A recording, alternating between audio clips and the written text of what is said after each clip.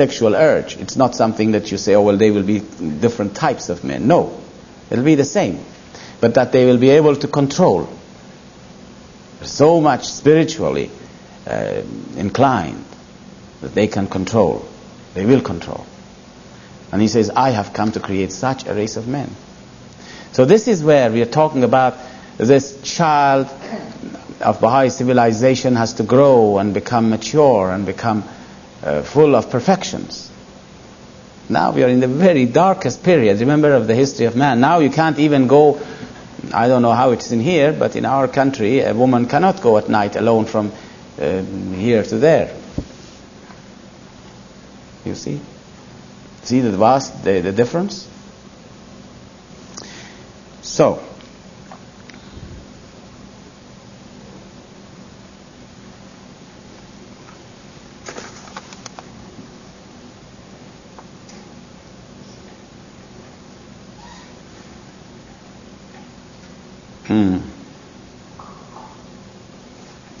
there is another question about the hidden words, and again I would advise you to read it yourself and find out. I entreat thee by thy footsteps in the wilderness, and by the words, here am I, which thy chosen ones have uttered in this immensity, and by the breath of thy revelation, and the gentle winds of the dawn of thy manifestation, to ordain that I may gaze on thy beauty, and observe whatsoever is in thy book. Well, I suppose the things which are probably needs a little explanation here. I entreat thee by thy footsteps in this wilderness. Thy footsteps in the wilderness is what I said before. It is the fact that God, the most great spirit of God, the most great spirit, appeared in the form of a human temple. The human temple who walked on this earth. This wilderness is this earth. You know, in one of his tablets, BAHAULLAH says, all the spiritual worlds of God are crying out and saying, blessed art thou, O earth, for thou hast been made the footstool of thy God. I'm paraphrasing his word. So that really, when you say that thy footsteps in this wilderness, it means God manifesting himself in the form of a human temple. And by the words, here am I. Now, the word here am I, this is an Islamic reference to an Islamic saying that when, in the day of judgment, God manifests himself, that peoples of the world will turn to him, will run to him, will go to him, those who are spiritual, those who are recognizing. And this call of here am I means I am your servant, I believe, I am your this is what the believers said. This is the call of the believers. This is the call of the early disciples, of the dawn breakers, who come and say, here am I, which thy chosen ones have uttered. Means those people who had been the disciples. They call out when the Lord appears. They run to him and they recognize him and they say, here am I.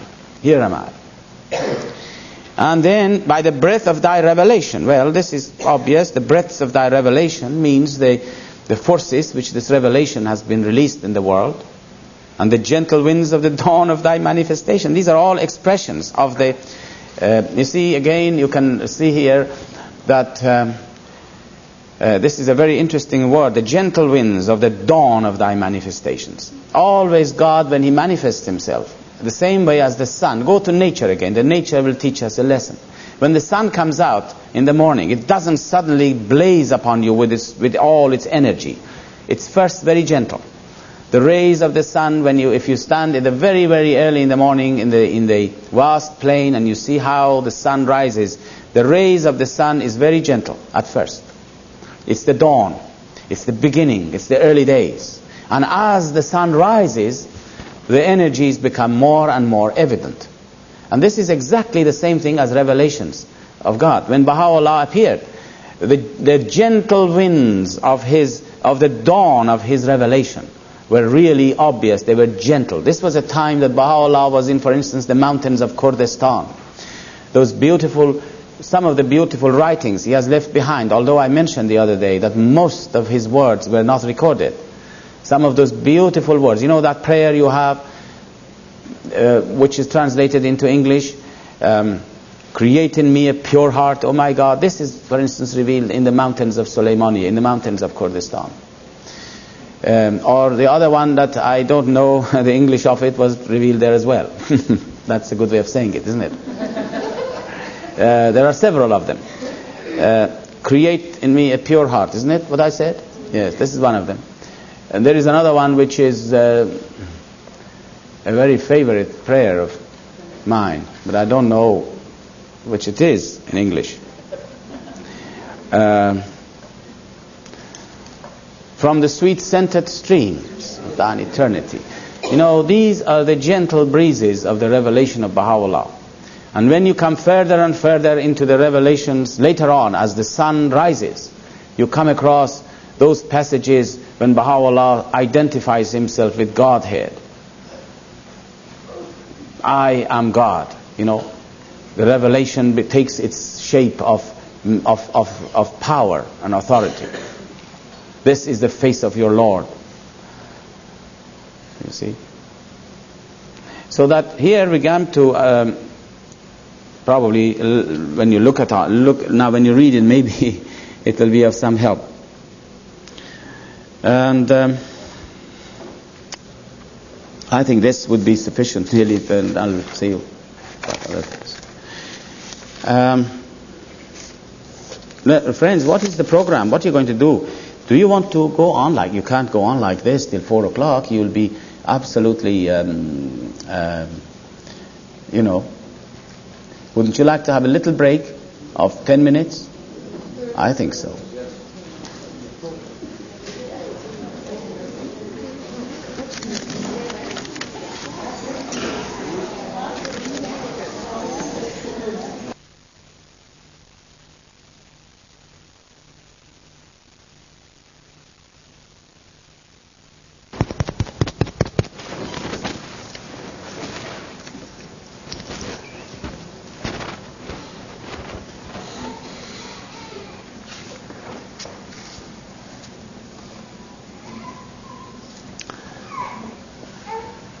Well, friends, I always, when it comes to the last session, I feel very sad. This is the session we have to say farewell. Oh, you can't? Can you hear it now?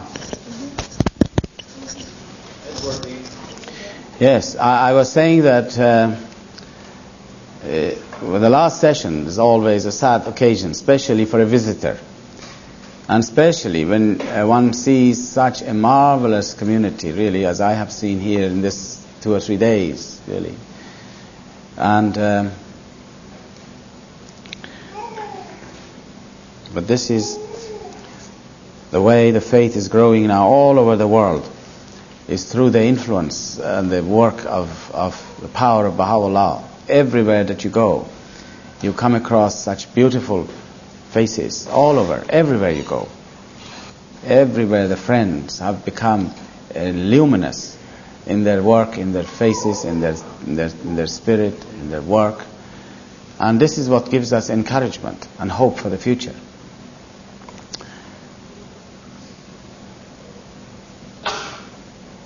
I don't know what to say, because there are questions and the time is very short, but there's only 1 or 2 questions that probably I will deal with it.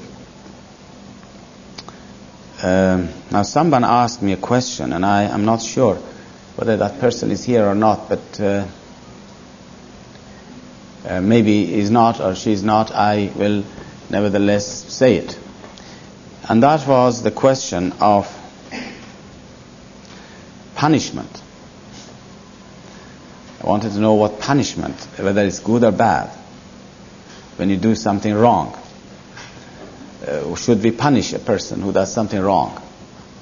Or should he be dealt with in a lenient way and compassionately, and try to not to give him the punishments? Well, I feel that this is very clear in the writings. As you know, in the society, in the outside world, their tendency is to become compassionate. Dealing with criminals, dealing with people who do the wrong things, who do some crime, is to be compassionate to them. And there are some theories even lately which say that it is much better to educate people than to punish them. And so as more and more people become humanitarian, as people become really less and less religious, they'll become more and more humanitarian. You see, the humanitarian movements, which tend to want to brush aside some aspects of such things as punishment and so forth if you do something wrong, these have been, during the last 30 or 40 years, have been coming up much more to the surface, because religion have become, in these days, have become less and less effective. Whereas the teachings of Baha'u'llah teaches the opposite. And I can tell you what he says, which is very harsh maybe in some cases. He says, if somebody does something which deserves a punishment, give him the punishment and do not become compassionate. For this is justice, he says.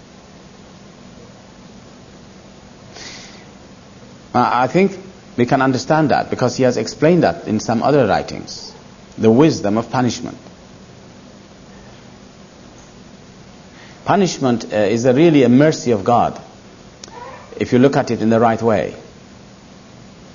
Punishment for what you do in this life. The reason that the people want to get away from punishment is because they can only see this world, this life here on this earth. That's all they can see. People can see this life on this earth as being the beginning and the end of all things. You're coming into this world, and the intention here, as long as you're here, you must try to make the best of it and get as much as you can get out of it. Isn't that right? This is how people are working. Want to get as much as they can get out of it. At any cost, really. And that if you are to be punished, no, if you can get away with it, it's a marvelous thing. Because your end, your purpose is to have as much as you can get out of this world. Why should you be punished? Now Baha'u'llah does not share this view at all, because he sees further than this world. You remember in the first day we were saying that this world is not a place to live in. This is only a temporary period for acquiring qualities and perfections. That in the next life, that is where the real life of man begins. In the same way that the life for a child in the womb of the mother is not to be in the womb of the mother, but to be born and to live in this world. Now Baha'u'llah explained this principle of punishment in this way. He gives an example. He says, if you were to steal from somebody in the summertime a seed of a tree, say you steal a seed of a tree from somebody in the summer, in the springtime. If you give him back in the springtime the thing that you have stolen, you don't owe him anything, because you steal it from him, you gave him back. You don't owe him anything. But if you don't give him back in the springtime, what do you owe him in the summer?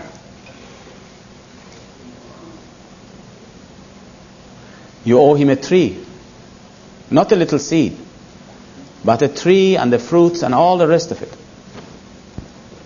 You see now the very great wisdom in here? In other words, if I do something wrong in here, if I pay for it here, in this life, my burden in the next world is not much. I don't owe anything to anybody. But if I don't pay it here, how much do I have to pay it in the next life for what I have done and I have not paid for it here? You see now, can you see the wisdom here of punishment? Of how it is a mercy of God, in fact, that in this life, if you pay for it, it is light. But who knows how much you have to pay for it in the next life. You for instance, kill somebody here. Well, this is a terrific crime, taken someone's life. How much is it worth in the next life, do you think? How much do I have to pay for it in the next life? Cannot be estimated. So that This is why Baha'u'llah says that all his commandments are a mercy to him. Mercy to man. All the commandments of God, if you look at it, there is a wisdom, there is an understanding. And how much the world is unaware of these spiritual realities, spiritual truths.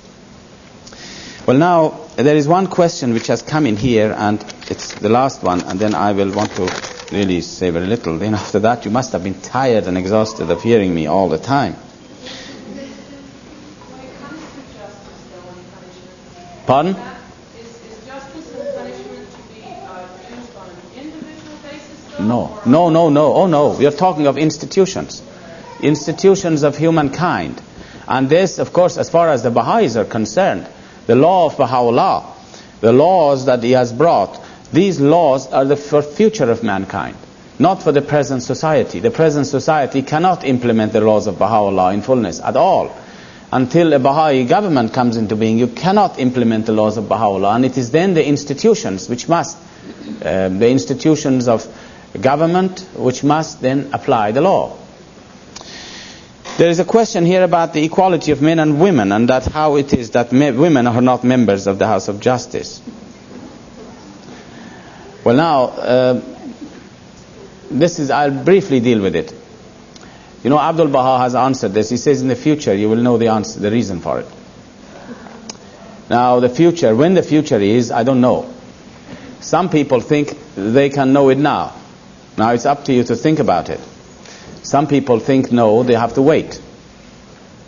I tell you someone who told me he knew it now, and that was a woman.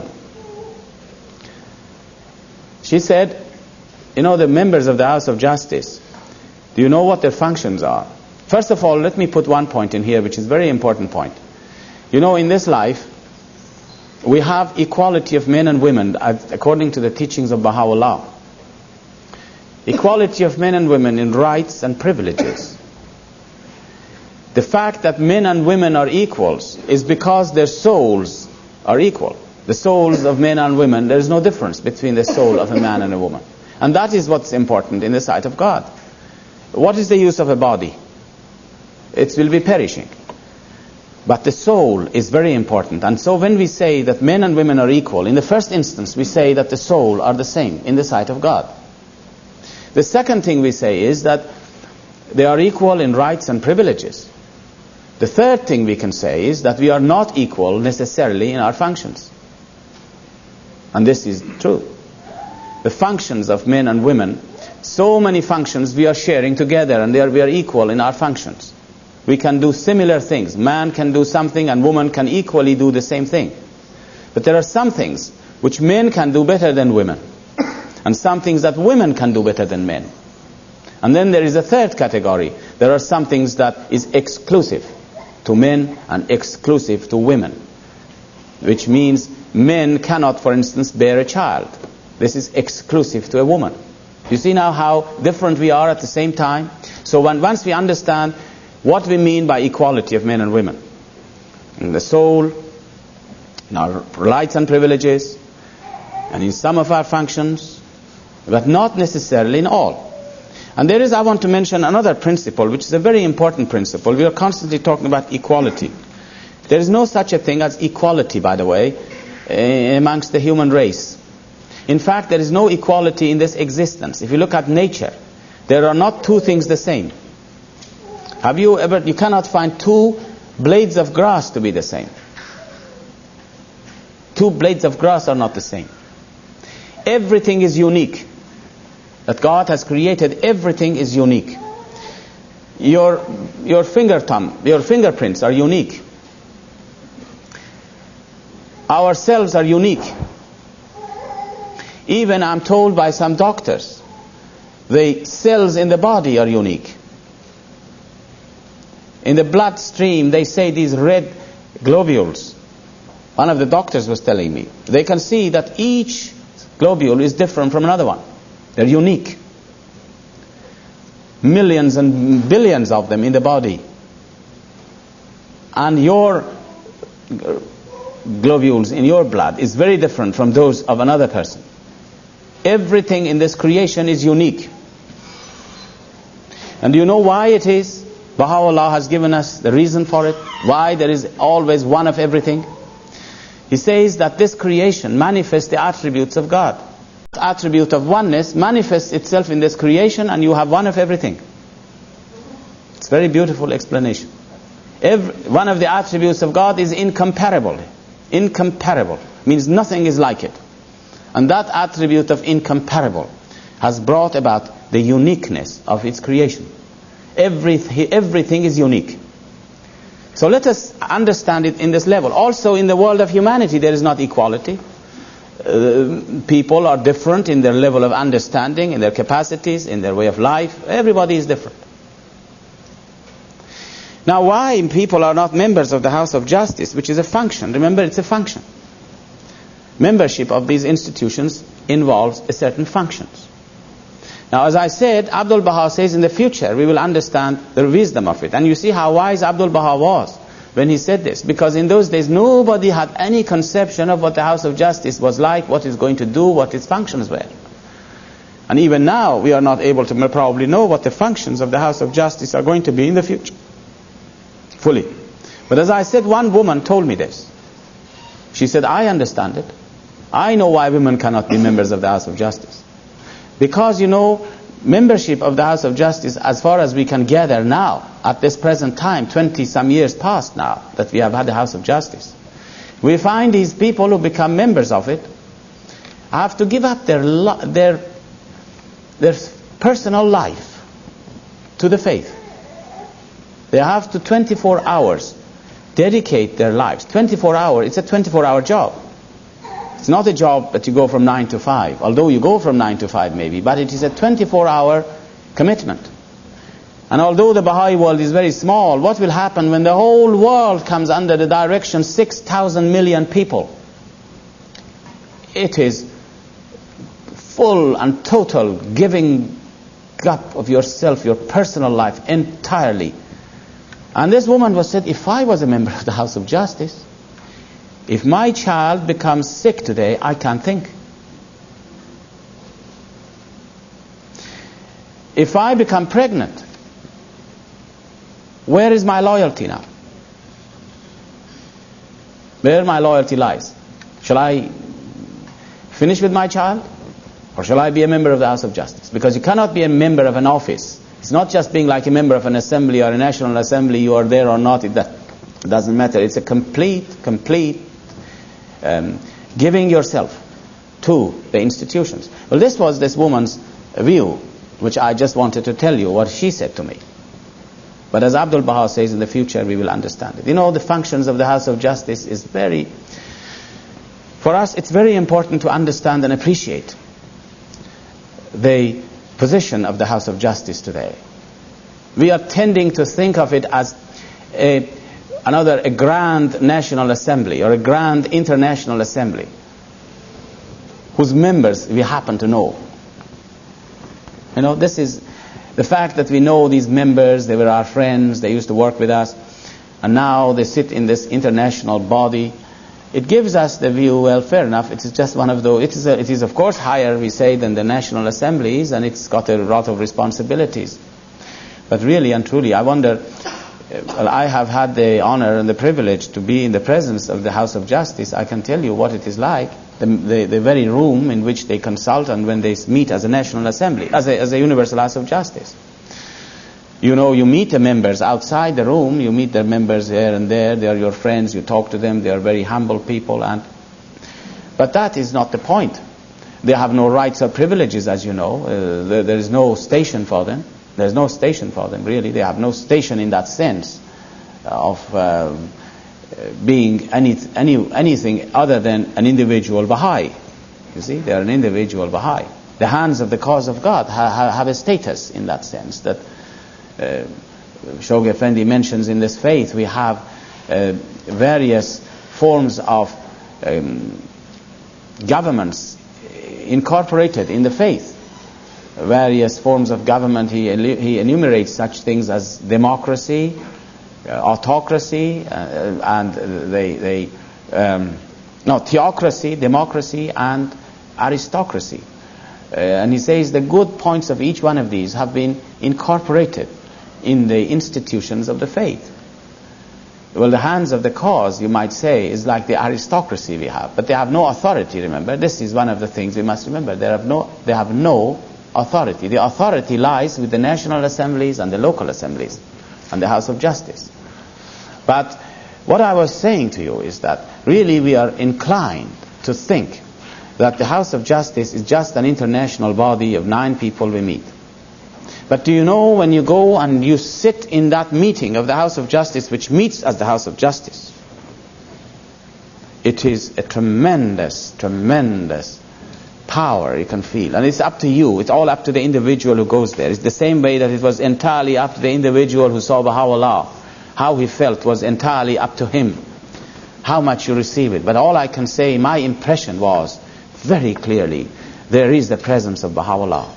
Definitely there is the presence of Baha'u'llah. You cannot and you do not look upon the members and they are all right, they are sitting there. But the presence of Baha'u'llah is in that gathering. And it is that gathering, and it is that institution which is assisted today by all the powers of earth and heaven to rule over mankind. To rule over mankind. And it shall rule over mankind. And a time will come that the kings and rulers of the world will go there and pay homage to the House of Justice. Already we are told by Shoghi Effendi that this thing will come in its own time. He describes the story of the pilgrim kings in his Persian writings in such eloquent manner that how these kings and rulers of the world will discard their kingdoms, some of them, or they will bring their crowns to the threshold of Baha'u'llah, how they will surrender themselves to him, how they will pray with the utmost devotion, and how at the end of their pilgrimage they will go to the House of Justice to receive their instructions of what to do.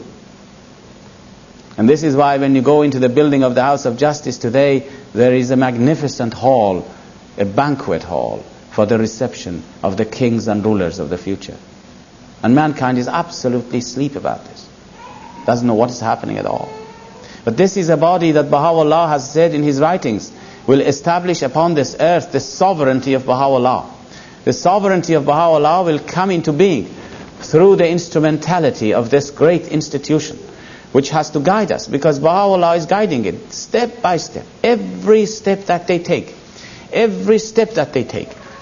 is guided by Baha'u'llah, and we can see it in daily life. We can see it as Baha'is. Every decision they take, you can see it was providentially designed and decreed that this is the way to carry out our work. And they are protected. One of the things which is promised to them is that the institutions of the faith at the World Center are protected. By institutions I don't necessarily mean buildings, but I mean the institutions that we have, the House of Justice, the World Center institutions are protected. And their guidance will bring to mankind in the future such glories that we cannot estimate at the present time. So what are we going to do as Baha'is today? Really? We had always a center to turn to. And you see, one of the basic teachings of this faith, if you want to understand what is the basic teaching of the faith, the basic teaching, apart from recognizing Baha'u'llah, when you recognize Baha'u'llah, you can say that the gist of Baha'u'llah's will and testament, if you want to summarize the will and testament of Baha'u'llah into one word, of what he told us we should do after him, there is one word that you can use. And that word is turn to. Turn to. Baha'u'llah said after him, he said, turn to Abdul Baha. And that's finished. Full stop. He is the center of the cause. If you want to know what is the will and testament of Abdul Baha in one word, it was turn to. Turn to Shoghi Effendi and the House of Justice. Now, today, we have to turn to them. And how do we turn to that body? We turn to that body with devotion and with love and with a feeling of humility that it is Baha'u'llah's sovereignty. Do not look upon people there, but look upon the institution. Of course, the people are also honored and respected by us. We venerate them, we respect them, because they are sitting on that supreme institutions of the faith. Whoever it is, Baha'u'llah says, I will guide them. Whoever it is. You elect 9 people. And whoever they are, Baha'u'llah says, I will guide them. Now this guidance which comes to the house of justice is not a guidance which comes in a form, now here it is, it just comes down and sits on the table for them. But whatever happens, they discuss matters, they investigate matters, and the guidance comes when the decision is made. Once they decide, they know it is the right decision.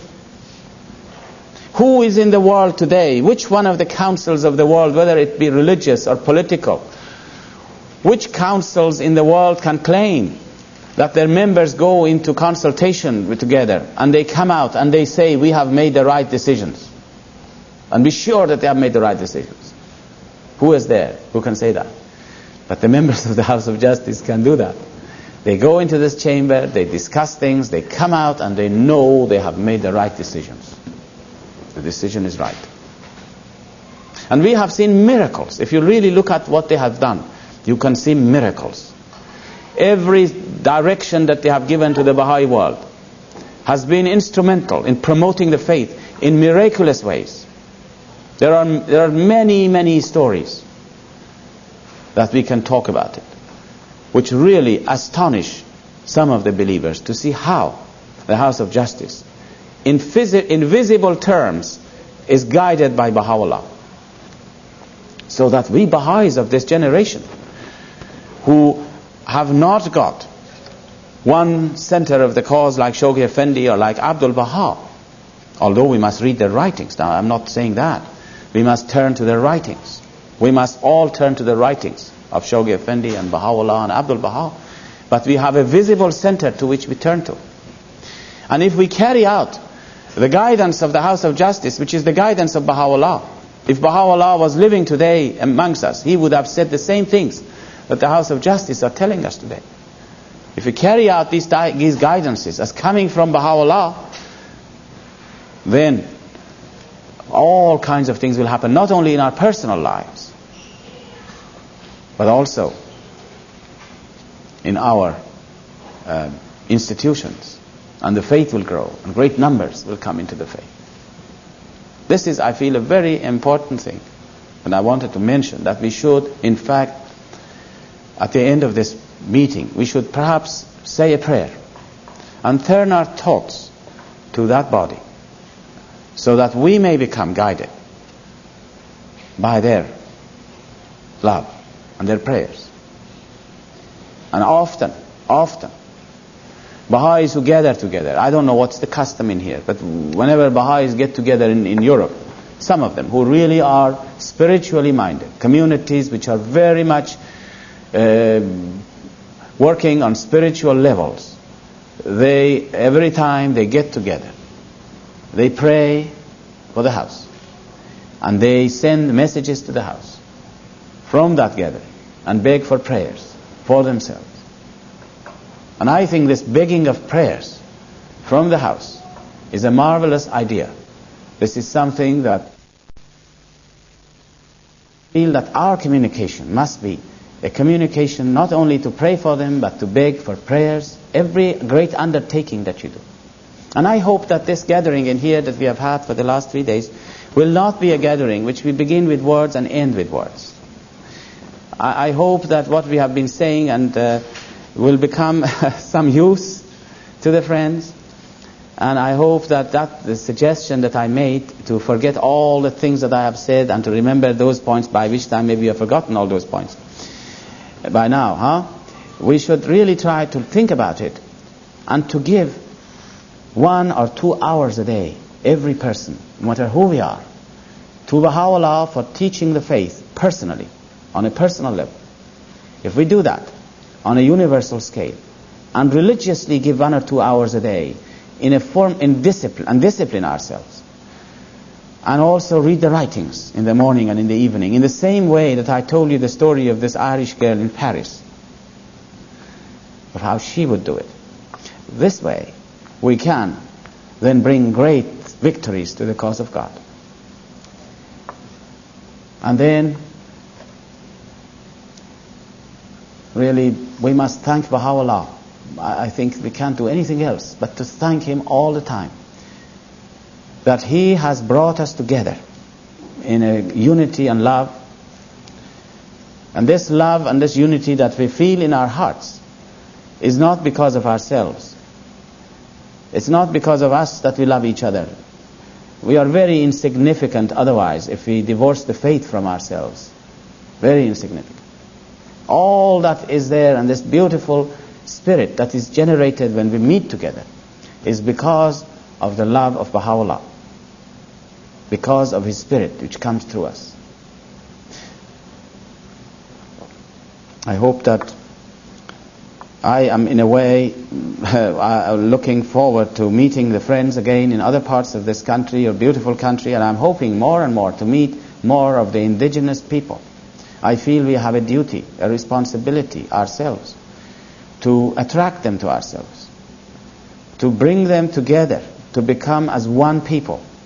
And not until, this is a challenge, I think, to the Baha'i community here, not until the believers here, the Baha'is who are here, can, in their heart of hearts, unite themselves with the indigenous people of the Baha'is and really bring them together, be together, and work together, can the faith grow. I remember some years ago we had, I'm not saying that these things happen in here because I don't know anything about it really, but I know some years ago we had what they call it a breakthrough in Scotland, bringing a good number of people. There again I mentioned there is a class distinction, very, very clear class distinction in England. In here you have race distinction, race class, races. Over there it is the prejudice of class. And I remember one particular group of people came into the faith who were belonging to the working class. And then we had the middle-aged Baha'i, middle class people who were Baha'is previous to that. They never were united. It was a lip service unity, which both sides felt, or at least the others felt. And then the whole thing was disintegrated. The whole thing collapsed. The faith did not go forward. And I think not until this unity is real, that we love to embrace them and involve them in our works, in all the spheres of our activities, can a multiracial community such as this grow. And maybe, I shouldn't say this because I'm not familiar at all with what you do, and I know how much your NSA and your institutions are really devoted to the cause and how much they're working. And we must also pray for our institutions. We must pray for the National Assembly. We must rally around that institution. We must rally around that institution. And with our hearts pray for them. I mentioned yesterday how the institutions are weak today. They are going through the stages of infancy. We must not look upon what decisions they make. They could make all kinds of decisions. They could make a lot of wrong decisions. We are not concerned with that. But this is an institution of Baha'u'llah. It is now in the stage of infancy. It has the life, it has the spirit, and it has the promise of the future, that in the future the institutions will become so capable of not making mistakes. We must not look into these things, but rather to rally around the institutions of the faith and cherish them and love them, and then the things will grow. I have to say farewell to you now, people who are in this part, and really I cannot describe the joy and the spiritual upliftment which had been with me during these 3 days that I have visited you. And I shall never forget this beautiful faces and beautiful spiritual atmosphere which has been created here. And I thank BAHAULLAH for having given us this great privilege of being together today in this way. My love really has no bound for the friends and for this country. I'll say a prayer. And this prayer I'll say for the pioneers and the workers of the faith. Prayer of Abdul Baha. It's one of the prayers of the tablets of the Divine Plan.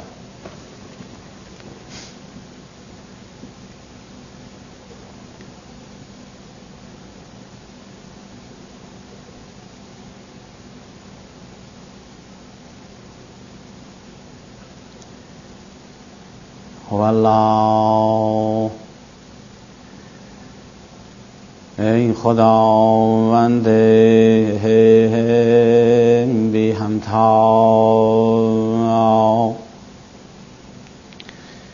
ای خداوند بی همتا، ای رب الملکوت، این نفوس سپاه آسمانی تو اند، امداد فرما و به جنود ملأ اعلی نصرت کن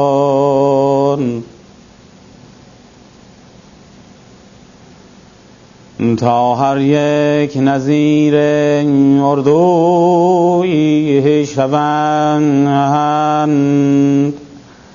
و آن ممالک را به محبت الله و نورانیت تعلیم الهی فتح کنند.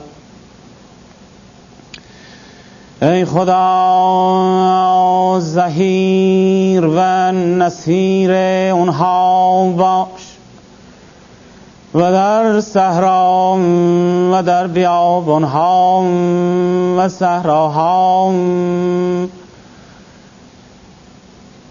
و در کوهها و صحراها مونس اونها باش تا به قوت ملکوتی و نفسات روح القدس فریاد زنند. توی مقتدر و عزیز و توانا و توی دانا و شنوا و بینا.